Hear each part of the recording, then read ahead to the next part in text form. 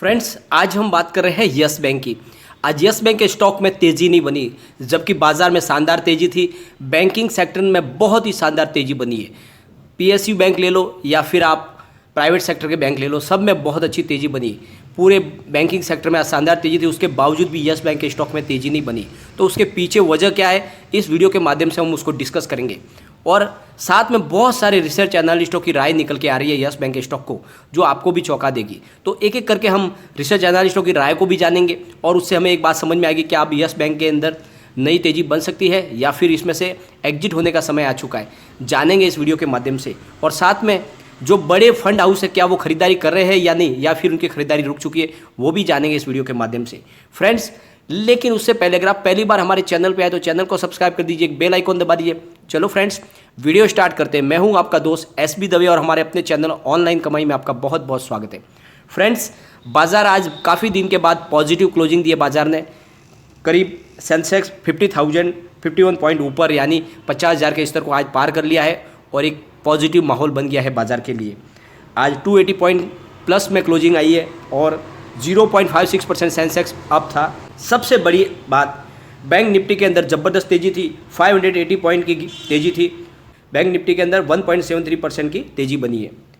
अगर फ्रेंड्स बात करें हम निफ्टी पीएसयू बैंक की, तो 2.91% की तेज़ी थी। सबसे बड़ी तेज़ी सरकारी बैंकों के अंदर थी, करीब 3% के आसपास तेज़ी बनी है।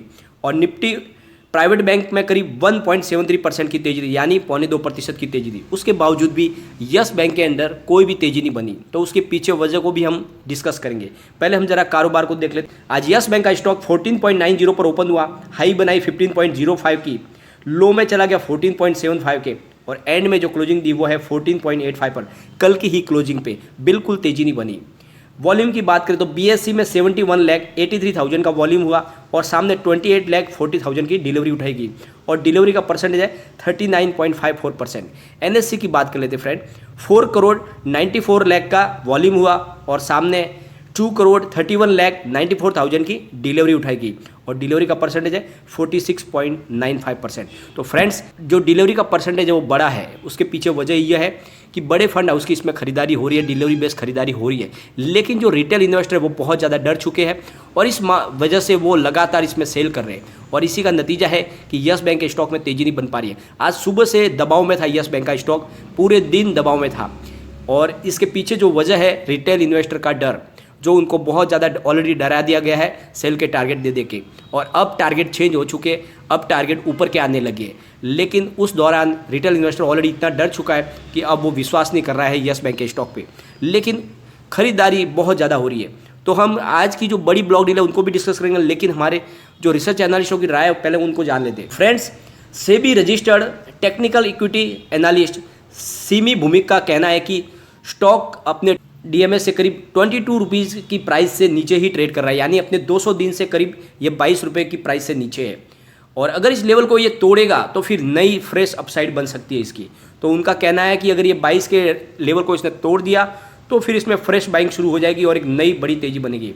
और उन्होंने कहा है कि इसका इमीडिएट रेजिस्टेंस जो है वो है 18 रुपीज़ का, और इसका सपोर्ट है बड़ा मजबूत, वो है 12 रुपीज़ 50 पैसे का, यानी 12.50 का सपोर्ट है। उसको तोड़ेगा तो फिर स्टॉक 10 से भी नीचे जा सकता है, ये इसका डर व्यक्त किया है। लेकिन उनका कहना है कि इसका जो इमीडिएट रेजिस्टेंस है वो 18 का है और सेकंड जो टारगेट है वो 22 का है, और 22 को अगर ब्रेक कर लिया तो फिर भयंकर तेज़ी बनेगी यस बैंक के स्टॉक के अंदर। तो ऐसा कहना है सीमी भूमिक का। और फ्रेंड्स, साथ में सेंट्रम ब्रोकिंग के assistant vice president Nilesh Jain का भी कहना है कि यस बैंक का स्टॉक जब तक 16 के लेवल को टच नहीं कर लेता इसका सेल का ट्रेंड बना रहेगा। और नीलेश जैन का कहना है कि यस बैंक के लिए 16 का लेवल बहुत बड़ा ट्रिगर है, जब तक वो नहीं आता सेलिंग प्रेशर बना रहेगा, यानी लोगों का डर बना रहेगा। एक बार 16 पार होगा तभी इसमें कुछ माहौल बन सकता है। उनका कहना है कि फिलहाल फ्रेश पोजीशन बनाने से बचना चाहिए। उनका कहना है कि अगर स्टॉक डाउन साइड में इसके 1350 से लेके 14 का सपोर्ट लेवल है और ये टूटा तो फिर बड़ी गिरावट हो सकती है। उनका कहना है कि जो शॉर्ट टर्म इन्वेस्टर है उनके लिए राय है कि थोड़ी अपसाइड आने पर वो एग्जिट हो सकते हैं, क्योंकि यस बैंक के स्टॉक में बड़ी तेज़ी अभी तभी आएगी जब ये स्टॉक 21 के लेवल को क्रॉस कर लेगा। नीलेश जैन का कहना है कि स्टॉक ने अगर 16.80 के लेवल को क्रॉस किया तो यह 19 तक जा सकता है, लेकिन नीलेश जैन का कहना है कि 16.80 के पास से स्टॉक फिर से रिटर्न हो सकता है। इसलिए शॉर्ट टर्म इन्वेस्टर यहाँ पर अपना एग्जिट कर सकते हैं। लेकिन जो लॉन्ग टर्म इन्वेस्टर है वो होल्ड करके रखे और आने वाले समय में लग रहा है कि पॉजिटिव माहौल है, उसमें तेज़ी बन सकती है। तो उनके हिसाब से अगर ये 21 के लेवल को क्रॉस कर लिया तो फिर बड़ी तेज़ी बन सकती है, ऐसा उनका कहना है। और एसएमसी सीनियर के रिसर्च एनालिस्ट मुदित गोयल का कहना है कि अगर इसने 15 के लेवल को क्रॉस कर लिया और काफ़ी समय तक इसने इस लेवल को मेंटेन किया तो फिर 22 तक भी जा सकता है। तो मुदित गोयल का ये कहना है कि अगर स्टॉक ने 15 के लेवल को क्रॉस करके उस लेवल को मेंटेन रख लिया तो फिर 22 तक भी ये जा सकता है। लेकिन अगर 12 के सपोर्ट को तोड़ा तो फिर बड़ी गिरावट होगी। लेकिन अगर ये 22 के ऊपर जाने में कामयाब रहा तो फिर ये 38 तक भी जा सकता है। बहुत बड़ी उन्होंने चौंकाने वाली बात कही, यानी अगर ये स्टॉक एक बार 22 के पार हो गया तो फिर ये 38 तक जाने की ताकत रखता है। तो इस तरह से जो बहुत सारे एनालिस्टों की राय निकल के आ रही है कि अब ये एक ऐसे लेवल पे आके स्टॉक खड़ा है कि यहाँ से दोनों तरफ की इसकी लेंथ बन रही है। अगर ये 15 को क्रॉस करने में कामयाब हो जाता है और उस लेवल को उसको मेंटेन रखता है तो फिर ये बहुत जल्दी 18 तक जाएगा और 18 को क्रॉस करते ही 21, 22 तक जाएगा और 22 पार हो गया तो फिर इसमें बड़ी तेज़ी बनेगी, 38 तक जाएगा। तो जो मामला है फ्रेंड वो इस समय ऐसा है कि इसमें अब आप दोनों तरफ की लेंथ है, लेकिन डाउन साइड थोड़ा कम है, अप साइड में ज़्यादा दिख रहा है। और जो एनालिस्टों की राय के हिसाब से आपको अगर शॉर्ट टर्म आपका निवेश है तो फिर इसमें आपको थोड़ी सी तेज़ी के बाद एग्जिट हो जाना चाहिए। लेकिन अगर आपका नज़रिया लॉन्ग टर्म का है तो आप आराम से इसको होल्ड करके रखें, इसमें तेज़ी तो डेफिनेटली बनेगी। और फ्रेंड्स सबसे बड़ी बात, अब Q4 का रिजल्ट भी आने की तैयारी हो रही है और Q4 का रिजल्ट अगर 3 से अच्छा आएगा तो फिर इसमें डेफिनेटली अच्छी तेज़ी बनी जाएगी। फ्रेंड्स सबसे बड़ी बात, आज सारे बैंकिंग सेक्टर में तेज़ी होने के बावजूद भी येस बैंक के स्टॉक में तेज़ी नहीं बनी, तो उसके पीछे वजह है रिटेल इन्वेस्टर जो डर के मारे माल अपना सेल कर रहे हैं। लेकिन उसके बावजूद भी बड़े फंड हाउस आज भी खरीदारी कर रहे हैं। अगर हम आज की ब्लॉक डील की बात करें फ्रेंड, 11:40 पर 14.85 की प्राइस से 15 लाख शेयरों की एक बिकवाली हुई है। लेकिन फिर 1:09 पर 14.95 की प्राइस से 14 लाख शेयरों की खरीदारी हुई है। फिर 2:20 पर 15 की प्राइस से 12 लाख शेयरों की खरीदारी हुई है। फिर 2:30 पर 15 की प्राइस से 10 लाख शेयरों की खरीदारी हुई है। और फिर 3:04 पर 14.95 की प्राइस से 11 लाख शेयरों की बिकवाली हुई है।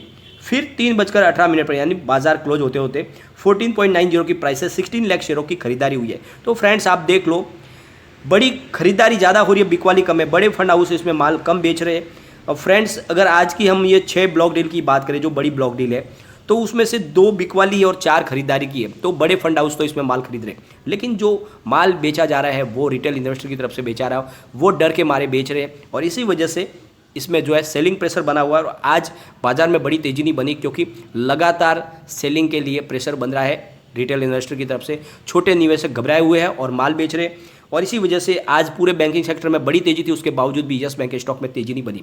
लेकिन जो रिसर्च एनालिस्टों की राय निकल के आ रही है उससे एक बात साफ जाहिर हो रही है कि स्टॉक अपने ऐसे लेवल पे पहुंच चुका है कि अगर ये 15 को भी क्रॉस कर लेगा तो फिर ये मजबूत हो जाएगा और यहाँ से फिर तेज़ी की संभावना बनेगी। तो जो पहला इन्होंने जो अभी टारगेट सेट किया हुआ है वो है 15 के ऊपर जाने पे ये 18 तक जाने की ताकत रखता है और 18 को क्रॉस कर लिया तो फिर 21, 22 तक जाएगा। और फ्रेंड्स एक बार 22 को पार कर लिया तो फिर ये 38 तक भी जाएगा। तो आपका नज़रिया लॉन्ग टर्म रखें और आप निवेश को रखें, न कि इसको बेचे लॉस बुक करें।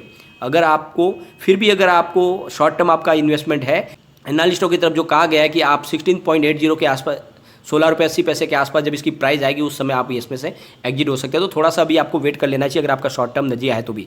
लेकिन अगर आपका लॉन्ग टर्म नजरिया तो आपका आराम से बैठे, इसमें आराम से अच्छी तेज़ी बनेगी क्योंकि लगातार बड़े फंड हाउस इसमें खरीदारी करें। लेकिन फ्रेंड एक बात का ध्यान रखें, बाजार अभी भी मार्च महीना ऐसा ही चलेगा, अप डाउन का माहौल है, इसमें बड़ी तेज़ी तो नहीं बनेगी। तो आपको थोड़ा सा तो धैर्य के साथ बैठना होगा। अगर आपने येस बैंक में निवेश कर लिया तो थोड़ा सा आपको वेट करना होगा। Q4 के रिजल्ट के बाद में ही कुछ नई बड़ी हलचल इसमें देखने को हमें मिलेगी। लेकिन फ्रेंड कोई भी इन्वेस्टमेंट करने से पहले अपने फाइनेंशियल एडवाइजर से एक बार एडवाइस ले ले या अपना खुद का रिसर्च करें, क्योंकि मैंने वीडियो आपके एजुकेशनल पर्पज के लिए ही बनाया। वीडियो पसंद आए तो लाइक शेयर जरूर कीजिए और चैनल को सब्सक्राइब कर दीजिए। Thank you.